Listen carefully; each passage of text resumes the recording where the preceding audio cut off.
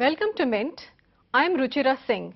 In today's program of From the Newsroom, we are joined by Bhuma Shrivastava in Mumbai.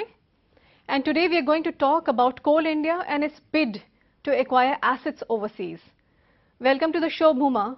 Hi, Ruchira. Bhuma, I'd like to ask you about the two tenders of Coal India. You have seen them and you have been tracking them.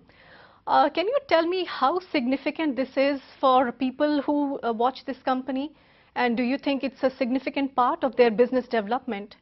Yes, Ruchira. In fact, Coal India has come out with two tenders recently. One of them is for South Africa, in which they are seeking consultants to set up a wholly owned subsidiary in the African country.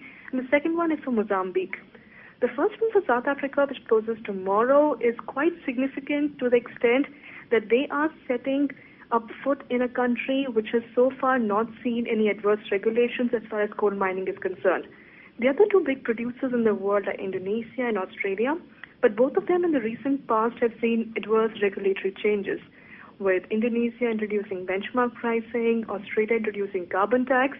South Africa has begun to look a lot more attractive. The second tender that they have floated is for, again, a consultant for their Mozambique subsidiary, where they already have two assets, but they want someone to help them expedite the coal mining work there. And Ruchira, since you've been tracking this longer and you've been seeing the company, could you give us some idea of how has it been historically for the company in terms of overseas acquisitions? Yes, Bhuma. In fact, in the past few years, this is like a second attempt for Coal India to look for assets overseas. In the greater part of 2010 and 11, this company had been talking to some of the very big miners of the world.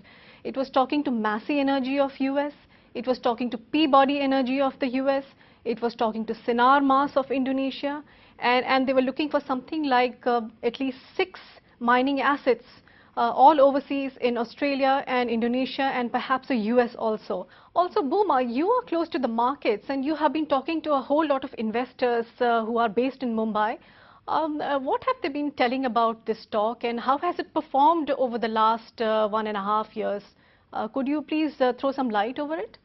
Oh yeah, Ruchira. In fact, investors and analysts continue to be pretty bullish about Coal India. I mean, whatever be the problems in the larger coal sector and the power plants and Coal India's own challenges in seeking assets overseas, what clearly comes through when one looks at the share price is that investors continue to back the Coal India script. In fact, from the time it's listed, Coal India share prices have gone up nearly 5%, while the benchmark Sensex has declined by nearly 15.6%. Not only has it risen, it's gone in the opposite direction of the Sensex, which clearly communicates the kind of enthusiasm and optimism the investors seem to have about this. That's quite an eye-opener. While the Sensex hasn't performed so well, Coal India has risen by that many percentage points. So it does show that people like this script. And we'll have to see how their overseas ventures pan out. And if there is some success with a new chairman in place, who knows, the share prices could go up even further.